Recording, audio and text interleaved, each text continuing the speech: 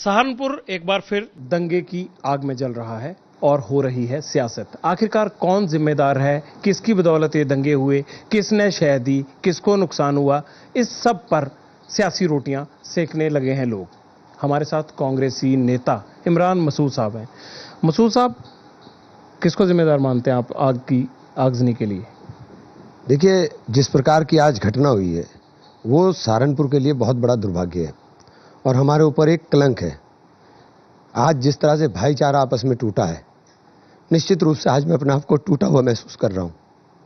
मेरे जैसा व्यक्ति, जिस व्यक्ति के हमेशा एक प्रयास रहा हो कि शहर में अमन रहे, भाईचारा कायम रहे, लेकिन आज जिस प्रकार से भाईचारा तार तार हुआ है और सब कुछ हमारी आंखों के सामने जल गया, आज हम लोग बहुत दुखी हैं। हमारे लगातार प्रयास के बावजूद अराजक तत्वों ने जिस प्रकार का नंगा नाच किया वो बहुत दुर्भाग्यपूर्ण है। और मैं किसको जिम्मेदार बताऊं? अपनी बर्बादी के लिए कौन जिम्मेदार है? बर्बाद मेरा शहर हुआ, बर्बाद मेरे लोग हुए। कौन हिंदू है, कौन मुसलमान, इसके बात में होनी चाहिए। पहले हमारे शहर की अमन की और भाईचारे की बहाली की बात होनी चाहिए। आज सबसे पहली ज़रूरत इस शहर को है कि हम लोग मोहब्बत और प्यार की बात करें। आज जिस प्रकार से पूरे शहर के अंदर गली गली और नुक्कड़ नुक्कड़ के ऊपर लोगों ने इकट्ठे होकर के सदियों के साथ को तार तार किया, निश्चित रूप से बहुत आज तकलीफ दे बात। आपको लगता है कि ये तार तार होने के बाद इतना आसान है जो आप कह रहे हैं कि अमन की बात करें, आपस में भाईचारे की बात करें? आपको लगता है कि इतने दंगा फसाद के बाद ये अमन इतनी जल्दी लौट पाएगा, खासकर दिलों में? नहीं, कोशिश करेंगे, अमन की बात करेंगे। राजनीतिक लोग अगर जिम्मेदारी का निर्वहन सही तरीके से करेंगे, निश्चित रूप से होगा। और मैं सभी राजनीतिक दलों को लोगों से अपील करूंगा कि राजनीतिक हितों को छोड़ दीजिए, पहले शहर का हित देखिए। चुनाव हम लोग जीवन भर लड़ते रहेंगे, हारते भी रहेंगे और जीतते भी रहेंगे, लेकिन इन चुनाव के आधार पर शहर का बंटवारा ना हो पाए, इसके लिए हम सबको मिलकर प्रयास करने चाहिए। आप भी सुबह वहां मौजूद थे, तो फिर आपकी वहां मौजूदगी में, जैसे आपके मैं विचार सुन रहा हूं, बावजूद उसके इस तरह से हिंसा हो गई? आप भी गए थे वहां सुबह? मैंने बताया कि हम भी मौजूद थे। बहुत तमाम शहर के जिम्मेदार लोग मौजूद थे और जिम्मेदार लोगों को जिस प्रकार से बेइज्जत करके हम लोगों को वहां से खदेड़ करके और पथराव और गोलाबारी शुरू हुई है, तो हम लाचार और बेबस थे कि करें क्या। हमारी समझ में कुछ नहीं आ रहा था। जाहिद तंग नज़र ने मुझे काफिर जाना, और काफिर ये समझता है कि मुसलमान हूं मैं, जबकि मेरे लिए तो हिंदू और मुसलमान, सिख और ईसाई आपस में सब लोग, अगर हम लोग मिलकर नहीं रहेंगे तो इसमें सबकी नुकसान है। किसी का ज़्यादा नुकसान है, किसी का कम नुकसान है। बातें यहाँ के सियासतदान अच्छी करते हैं, लेकिन बार बार ये उत्तर प्रदेश में ही क्यों होता है? कि सहारनपुर की बात करूंगा मैं, उत्तर प्रदेश की बात मैं बाद में करूंगा। सहारनपुर की बात करूंगा। सहारनपुर के लोग बहुत अमन पसंद लोग थे। आज हमारे अमन को नजर लगी है। किसकी अमन को नजर लगी है? किसकी? नहीं, जिन अमन को खराब करने वाले लोग हैं, जो चाहते हैं कि अमन खराब हो, उन लोगों की। लोग कहते हैं इसके पीछे सियासत हो रही है, सियासतदान इसके पीछे हैं, सियासतदानों ने भीड़ को भड़काया। नहीं, देखिए, सियासतदान तो भीड़ को भड़काने में कोई सा, ये गलत इल्जाम, आरोप कशी अगर कोई कर रहा है तो गलत कर रहा है।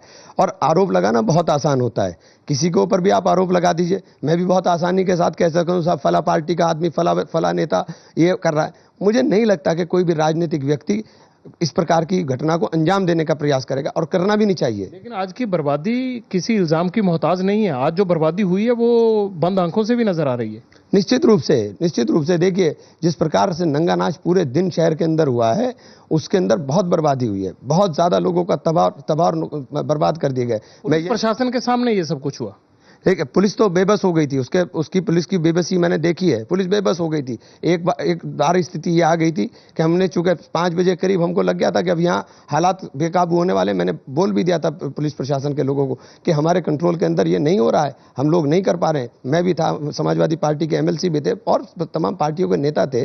लेकिन वहाँ जिस प्रकार का एक आक्रोश था, कुछ लोग ऐसे महसूस कर रहा था मैं कि ये लोग एक साजिश के तहत सिर्फ यही काम करना चाहते हैं कि दंगा भड़क जाए। साजिश क्या पहले से रची जा रही थी और जमीन एक वजह थी? देखिए, ये तो जांच का विषय है। ये जांच का विषय है कि, और सबसे बड़ा मैं कहूँगा कि अल्लाह का करम रहा कि कल कावड़ का समापन हो गया। अगर ये घटना कहीं उससे कावड़ के टाइम पर हो गई होती तो इसका बहुत बड़ा नुकसान होता।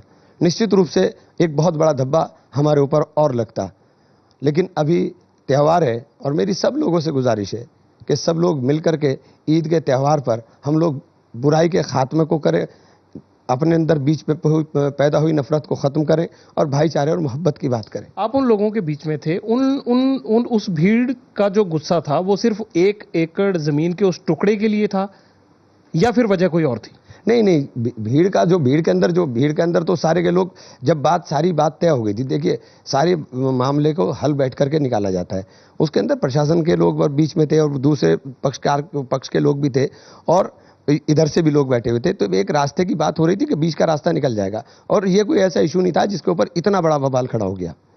मुझे नहीं समझ में आया कि ये इस तरह से एकदम इतना चिंगारी लगकर एकदम कैसे बढ़ा। अगर सवाल जमीन का था तो उस गुरुद्वारा रोड से बस अड्डे तक कैसे ये आग चली गई? क्योंकि इतने दूर तक 1-1.5-2 किलोमीटर तक जाना, ये ऐसे लगता है कि ये साजिशन हुआ है।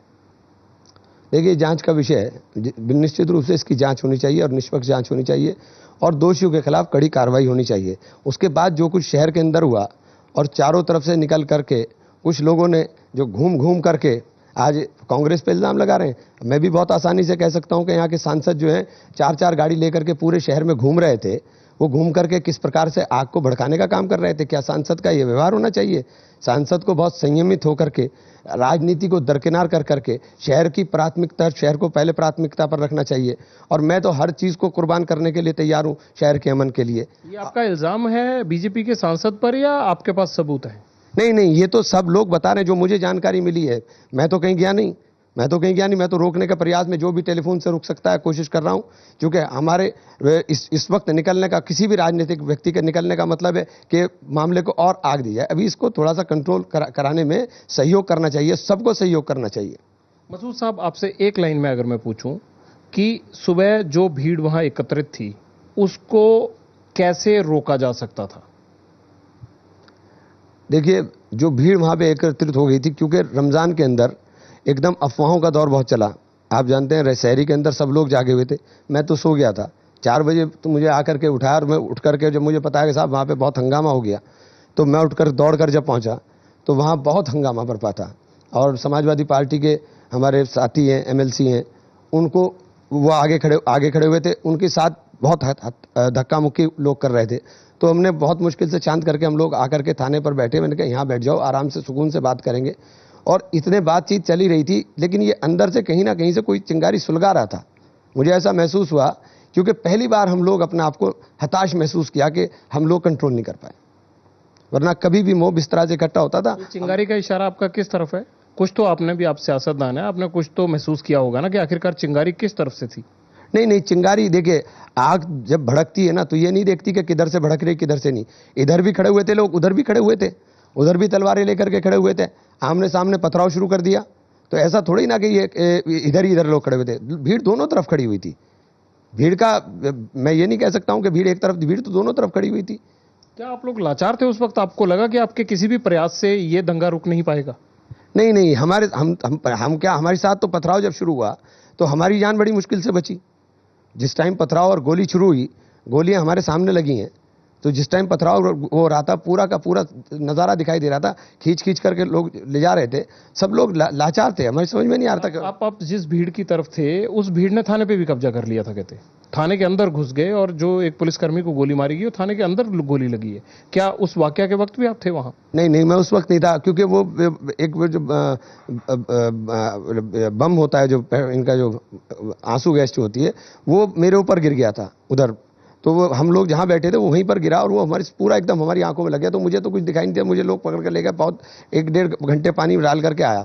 इतने वो जो आधा घंटा का टाइम रहा, उस पूरे टाइम के अंदर बहुत नुकसान हुआ है, उसके अंदर बहुत नुकसान। आपको नहीं लगता कि आप उस शहर के सियासतदान हैं जहां की पुलिस लोगों की जानी माली हिफाजत करने की बजाय अपने आंखों के सामने उनका जानी माली नुकसान देखती है? दिन दहाड़े 7-8 बजे लूटपाट हो रही है, दुकानें जल रही हैं, लोग आपस में लड़ भिड़ रहे हैं, नंगा नाच हो रहा है हर तरह से दंगाइयों के बीच में, और पुलिस प्रशासन नाकाम है। आपको तो ऐसे शहर का सियासतदान होने पे भी मेरे ख्याल एक बार सोचना पड़ेगा। नहीं, देखिए, जब दंगे की आग भड़कती है आप ये किसी के ऊपर इल्जाम लगाना, मैंने कहा ना, बहुत आसान है। अधिकारियों ने दिन दहाड़े हुआ, हम कैमरों में कैद है, दिन दहाड़े हुआ है, मैं आपकी बात को इनकार नहीं, अंधेरे में नहीं हुआ। मैं आपकी बात को इनकार नहीं कर रहा हूं, लेकिन डीएम ने और एसएसपी ने बहुत कंट्रोल करने की कोशिश की। डीएम के साथ भी खुद बहुत हुआ है। मुझे तो चूंकि आंखों में चला गया था पानी, उसका आधा घंटा का टाइम रहा, उस पीरियड में डीएम और एसएसपी पहुंचे, उनके साथ भी हुआ है। तो लोगों को रोकने का प्रयास बहुत किया गया, बहुत ऐसा नहीं है कि किसी ने, सब लोगों ने मिलकर के बहुत प्रयास किया। मैं किसी को नहीं कहूंगा कि प्रयास नहीं किया, बहुत लोगों ने प्रयास किया। कोई नहीं चाहेगा कि मेरा शहर जल जाए। जिंदगी दोबारा पटरी पे आए, लोगों की नफरत कम हो, इसके लिए अब क्या करेंगे यहाँ के सियासतदान? जितना होना था वो तो हो गया, रोटियां सेकना भी ठीक है कि ये नहीं वो कर रहा था, लेकिन एक दूसरे पे इल्जाम लगाने के बाद क्या कभी अमन के लिए भी एक मंच पे आएंगे अलग अलग पार्टियों के लोग? मैं पहला व्यक्ति हूंगा जो सबसे पहले आगे आकर के अमन की बात करने के लिए सबके साथ चलने को तैयार हूं, और जो कुर्बानी मुझसे मांगे मैं कुर्बानी देने को क्या तैयार। पहल करेंगे आप अब? मैं तो निश्चित रूप से यही चाहूंगा कि हम लोग बैठ करके, मैंने तो अपने सांसद से भी यही उम्मीद है कि सांसद जी राजनीति को दरकिनार करके हम दोनों मिलकर के अगर प्रयास करेंगे तो निश्चित रूप से हम दिलों को जोड़ने का काम कर सकते हैं। चलिए, हम भी यही उम्मीद करते हैं कि जो मसूद साहब कह रहे हैं उसी तरह की कोशिश होनी चाहिए, और इन सियासतदानों को इन आम लोगों का दर्द समझना चाहिए, जिनके घर बर्बाद हुए हैं, जिनके परिवार बर्बाद हुए हैं, जिनका कारोबार बर्बाद हुआ है, जिनकी रोजी रोटी गई है। सियासत से उठकर इन लोगों के लिए भी सोचना चाहिए, शायद तभी हम एक अच्छा हिंदुस्तान बना सकते हैं।